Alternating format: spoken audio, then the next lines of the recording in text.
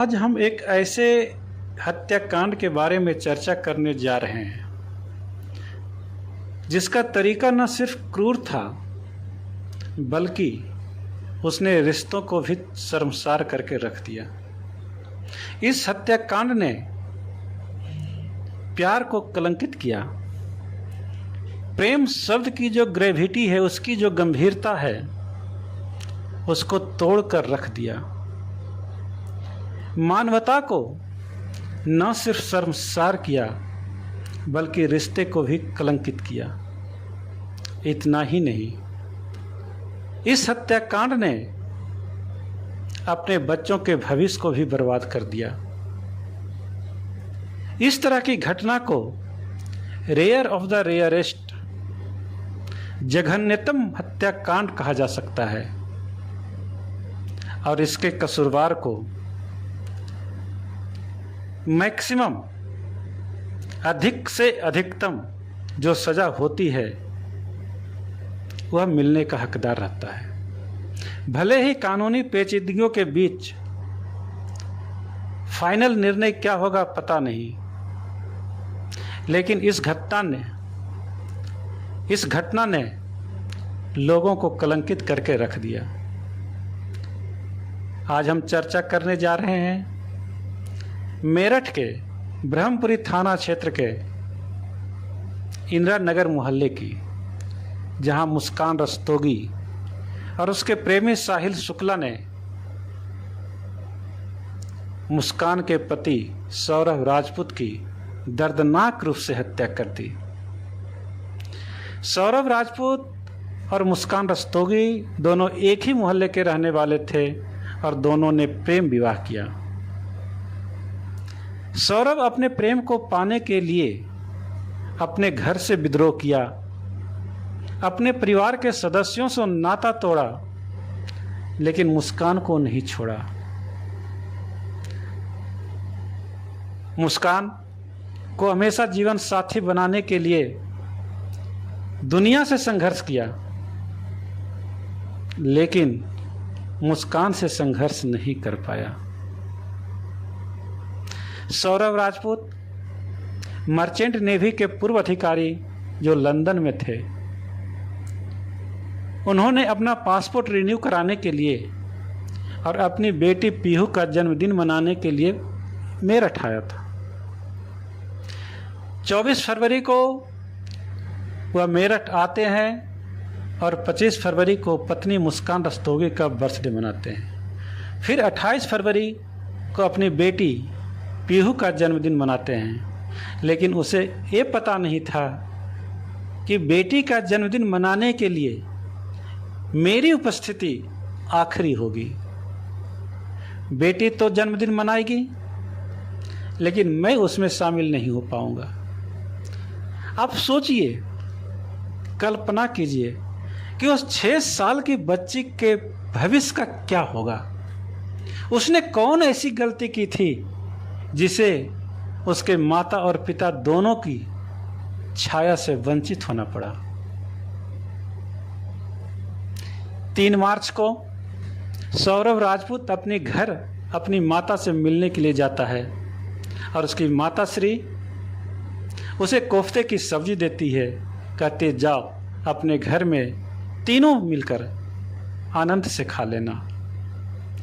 सौरभ राजपूत जब उस कोफ्ते की सब्जी को गर्म करने के लिए पत्नी मुस्कान को देता है, तो मुस्कान गर्म करते समय उसमें नींद की गोलियां और बेहोशी की दवा मिला देती है।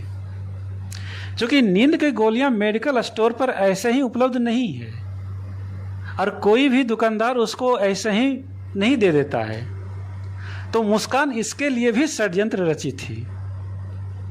मुस्कान खुद पेशेंट बनकर के डॉक्टर के पास गई और बोली कि मुझे नींद नहीं आती है, और डॉक्टर मुस्कान को ही पेशेंट समझकर उस प्रिस्क्रिप्शन पर नींद की गोलियां लिख दी।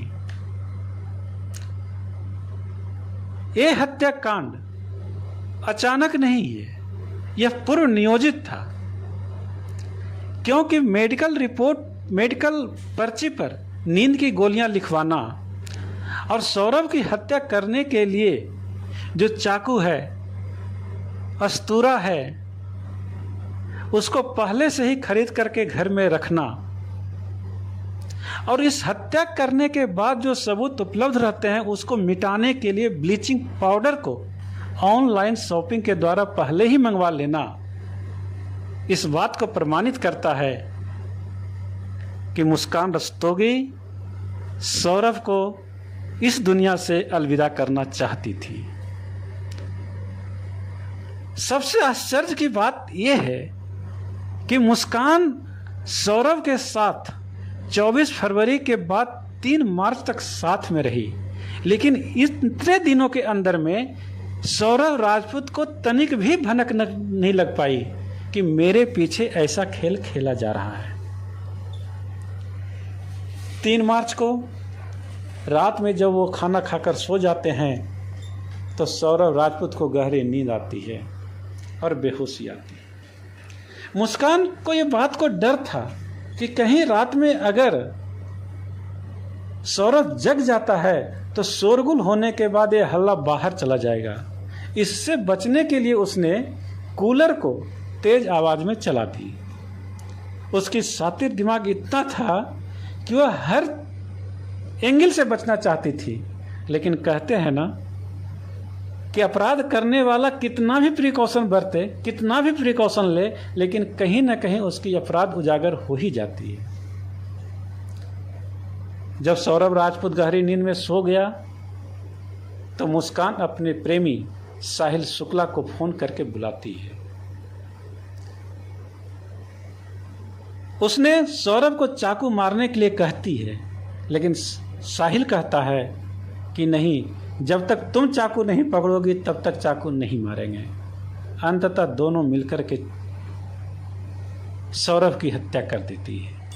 फिर उसके डेड बॉडी को बाथरूम में ले जाती है और सिर को धड़ से अलग कर देती है। उसके दोनों हाथ काट लेते हैं और बाकी डेड बॉडी को पॉलीथीन में लपेट करके उसी बेड के नीचे रख देते हैं। जिस बेड के नीचे सौरभ राजपूत का डेड बॉडी रखा हुआ है, उसी बेड के ऊपर में दोनों सोता भी है, संबंध बनाता भी है। फिर उसके सिर और दोनों हाथ को लेकर साहिल अपने घर पर जाता है। चूंकि दोनों की यह प्लानिंग थी कि सौरभ के शरीर के विभिन्न टुकड़े करके उसको जहां तहां फेंक देंगे और जहां तहां दफना देंगे ताकि सबूत नहीं मिल सके, लेकिन किसी फिल्म को देख करके उसकी आइडिया बदल गई और उसने सोचा कि इसको सीमेंट से चिनवा दिया जाए। इसके लिए 4 तारीख को उसने ड्रम खरीदा। उस ड्रम में डेड बॉडी को रखा, डेड बॉडी के अलग अलग पार्ट्स को रखा, विभिन्न तरह का जो औजार यूज किए गए थे, चाकू, अस्तूरा, उसको ड्रम में रखा और सीमेंट से उसको समतल कर दिया। इसके बाद 4 मार्च को मुस्कान साहिल के साथ घूमने के लिए हिमाचल चली जाती है। जो हिल स्टेशन शिमला, मनाली, कसौली वो घूम करके आती है। जब वो लौटती है तो अपने मायके जाती है। चूँकि शिमला जाने से पहले वह अपनी बेटी को मायके में ही छोड़ करके आई थी, और जब 18 मार्च को वह मायके जाती है तो उसकी बेटी पीहू अपनी माँ से पूछती है, पापा कहाँ हैं, मुझे पापा से बात करवा दो। वह रोते लगती है। उसकी मार्मिक आवाज़ जो पापा के प्रति प्रेम था, एक बेटी का जो बाप के प्रति प्रेम होता है, वह बिल्कुल उसकी आवाज़ में झलक रहा था। पीहू एक ही बात की रट लगा रही थी कि मुझे पापा से बात करवा दो। इस इमोशनल सिचुएशन को मुस्कान संभाल नहीं पाई और मुस्कान रोने लगी। चूंकि रोने में भी एक दर्द था, वह रोने लगी। रोते रोते रोते जब वो बहुत जोर से रोने लगी तो उसके माताजी पिताजी उसको समझाए, पेशेंस दिए, बोले कि तुम धैर्य रखो, मुझे बताओ क्या हुआ। उसने बताई कि सौरभ की हत्या कर दी थी।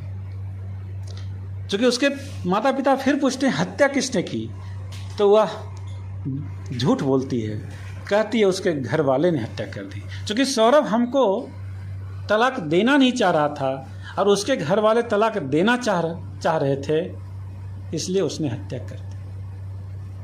उसके माता पिता समझदारी से काम लेते हुए मुस्कान को थाना में ले गए। पुलिस स्टेशन में रिपोर्ट लिखवाई गई। जब पुलिस रिपोर्ट लिखवाई गई तो वहाँ पर सौरभ राजपूत की हत्या की गई और उसके ठीक कुछ दिन पहले सौरभ की गुमशुदगी का मामला भी मेरठ में ही दर्ज करवा दिया गया था। और दोनों जगह जो सौरभ राजपूत का जो नाम आता है, इससे पुलिस के दिमाग में कुछ अनहोनी की आशंका लगती है। पुलिस मुस्कान को रोकती है और उससे पूछताछ करने लगती है, उसके मोबाइल को जब्त करता है। इस तरह से विभिन्न तरह का एविडेंस मिलने के बाद मुस्कान को गिरफ्तार कर लेती है। मुस्कान से जब कड़ाई से पूछताछ की जाती है तो मुस्कान पूरी घटना को बता देती है। अब इस घटना से पूरी मानवता तो शर्मसार होता ही है। प्रेम करने वाले भी 1 मिनट के लिए रुक कर सोचेंगे कि आखिर करना क्या चाहिए। क्या दिल से काम लेना चाहिए या दिल के साथ दिमाग का भी इस्तेमाल करना चाहिए। बचपन में एक कहानी थी हार की जीत। उसमें एक साधु से डाकू खड़क सिंह धोखे से धक्के देकर घोड़े को हथिया लेता है। लेकिन साधु कहते हैं खड़क सिंह को कि ठीक है, तुमने तो घोड़ा को ले लिया, लेकिन यह घटना किसी को बताना नहीं, क्योंकि अगर तुम बताओगे तो लोग एक दूसरे पर विश्वास करना छोड़ देंगे, मुसीबत में साथ देना छोड़ देंगे। कठिनाई में गिरे हुए लोगों को, मुसीबत में पड़े हुए लोगों को देखकर लोग आगे बढ़ जाएंगे, मदद नहीं करेंगे। लेकिन तुम ये घटना किसी को बताना नहीं। लेकिन आज के युग में सोशल मीडिया के माध्यम से चंद घंटों में ही इस तरह का जो न्यूज़ है वह सभी लोगों को मालूम हो जाता है। अब लोग प्रेम पर विश्वास करें या न करें पता नहीं। प्रेम करने वाले तो प्रेम करेंगे ही, लेकिन प्रेम की जो ग्रेविटी है उसको इसने तार तार कर दिया। और अब पता नहीं उस छोटी सी बच्ची का जीवन क्या होगा। इस घटना से लोगों को ये सीखने की ज़रूरत है और इस वीडियो के माध्यम से ये बताने की कोशिश करता हूँ कि आप जहाँ कहीं भी दिल से बात करते हैं, दिल से काम लेते हैं, वहाँ पर थोड़ा दिमाग भी लगाया कीजिए। किसी को ठेस पहुँचाने की ज़रूरत नहीं है, किसी के प्यार पर शक करने की ज़रूरत नहीं है, लेकिन दिल और दिमाग दोनों को बैलेंस करने की ज़रूरत है।